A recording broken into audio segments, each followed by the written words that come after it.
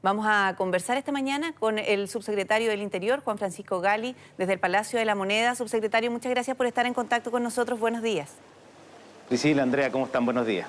Bueno, subsecretario, primero preguntarle con el correr de los días cuál es el balance acerca del comportamiento en general de la ciudadanía, porque sabemos de casos que han sido sumamente irresponsables, por ejemplo, el intento de entrar a un supermercado contagiado de COVID-19, pero en general, ¿usted nos puede dar esa panorámica?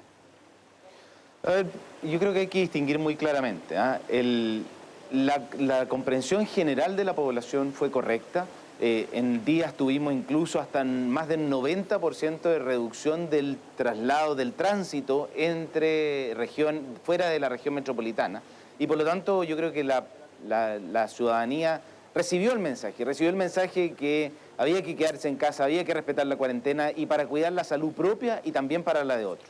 Lamentablemente, tal como tú lo decías, hay algunos que no recibieron el mensaje y en esos casos nosotros tenemos que ser especialmente duros, porque esas personas no solo arriesgan su salud, arriesgan la salud de otros y especialmente de aquella población que está en más riesgo del COVID-19, a los adultos mayores, a los enfermos crónicos, que efectivamente pueden verse seriamente afectados en su salud, incluso en su vida, producto de un contagio de COVID-19. Y por lo mismo, nosotros hemos presentado acciones judiciales, hemos presentado querellas en aquellos casos en que no se ha respetado la cuarentena obligatoria, o incluso aquellas personas que, estando conscientes que son contagiados de COVID-19, han concurrido a lugares en que hay alta presencia de público. Sí, subsecretario, qué lástima que las personas mediante las sanciones o las multas de ahí en adelante puedan recién tomar conciencia, pero la verdad es que todavía y probablemente falta un tiempo para que efectivamente se concreten esas multas o esas sanciones, que los tribunales respondan. Estas personas están quedando citadas para cuánto tiempo, porque la verdad es que en la medida de ver para creer, las personas también van a decir, ah, esto es verdad, la ley se aplica. Bueno, efectivamente, aquí estamos en un Estado de Derecho y por lo tanto lo que corresponde es hacer la denuncia o presentar la querella, como hemos hecho nosotros, y en esos casos lo que corresponde son dos cosas, no sé, Priscila. Lo que hay que hacer es, uno, se inicia de inmediato un sumario sanitario, y un sumario sanitario no es algo menor, puede llegar a multas que van hasta los 50 millones de pesos. Pero además nosotros iniciamos un proceso judicial, un proceso penal, que puede incluso llegar a las sanciones privativas de libertad, que van de penas de 61 días a 540 días de presidio. Es decir, privar de libertad a una persona producto de no haber respetado las medidas dispuestas por la autoridad sanitaria. Nuestro Código Penal contempla exactamente una figura para esto. El artículo 318 del Código Penal establece que aquellas personas que pongan en riesgo la salud pública por no respetar las medidas dispuestas por la autoridad sanitaria en tiempos de pandemia serán sancionados con estas penas que yo te señalaba. Es decir, es justamente esa la conducta en la que se pone nuestro Código Penal y que sanciona a esas personas que lamentablemente no quieren entender que lo que hay que hacer responsablemente, que es una irresponsabilidad no cumplir con las medidas que ha dispuesto la autoridad sanitaria. Claro, y que se transforma finalmente en un delito. Le quiero preguntar, subsecretario, también porque Carabineros detuvo a 2 personas que presentaron un permiso temporal falsificado. Esto en el cordón sanitario de Nueva Imperial, para dirigirse a la ciudad de Temuco. Iban 4 personas al interior de este vehículo. ¿Qué es lo que pasa en este caso? ¿Cómo se aplica allí la ley?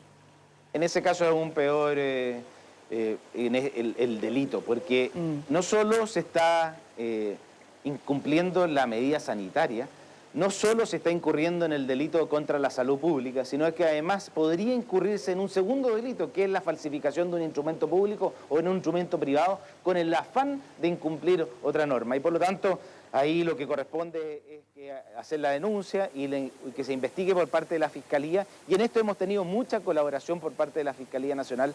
Hemos tenido reuniones de coordinación con el Fiscal Nacional justamente porque la línea es incentivar el cumplimiento de las leyes y por lo tanto una forma de incentivarlo es que aquellas personas que no las cumplan dar una sanción efectiva y tener una investigación ojalá lo más oportuna posible. Subsecretario, en algún minuto se van a adoptar más cuarentenas probablemente en otras comunas y sabemos que en la mesa social COVID-19 hay representantes de los municipios, pero esa información al momento de adoptar una cuarentena para una comuna, ¿quién la traspasa y en qué momento se traspasa a la autoridad comunal, en este caso al alcalde? Porque hay muchos que han dicho que se han enterado por la prensa. En el fondo también ahí debe existir una coordinación.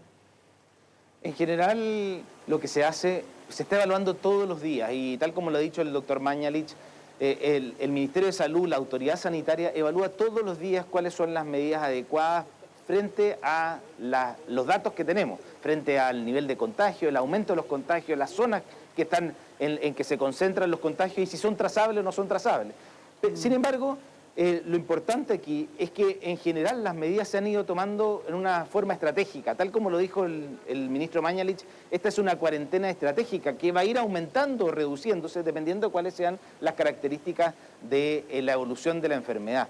Sin embargo, además, en general las medidas se anuncian con 24 o 48 horas de anticipación, es decir, que permiten también que tanto la población como las autoridades locales puedan adaptarse a la medida sanitaria adoptada. Y también nosotros, tanto el ministro del Interior como el subsecretario de Desarrollo Regional, como yo mismo y la subsecretaria Martorell, nos comunicamos permanentemente con los alcaldes, de tal manera que ellos estén informados de las decisiones que se van adoptando. Sí, subsecretario, muchas gracias por esta entrevista. Mire, lo veo con mascarilla, como corresponde. Ahora solamente una sugerencia a título personal, porque hay 1 millón de personas que son de la comunidad sorda en nuestro país y existen mascarillas precisamente para ellos. Ustedes como autoridad entregan mensajes tan importantes y ellos también deben estar informados. Y en el centro de la mascarilla se instala una especie de, puede ser una tela transparente o incluso un plástico para poder leer los labios. Y probablemente esa también sea una medida que se pueda adoptar por parte de las autoridades de aquí en adelante. Solo como sugerencia. Muy buen punto, lo tomaremos. Sí, nosotros tenemos allí a Verónica Mayo, intérprete de lengua de señas, que también ayuda, por supuesto, a llevar este mensaje a todos. Gracias, subsecretario. Buenos días. Muchas gracias a ustedes, que estén muy bien.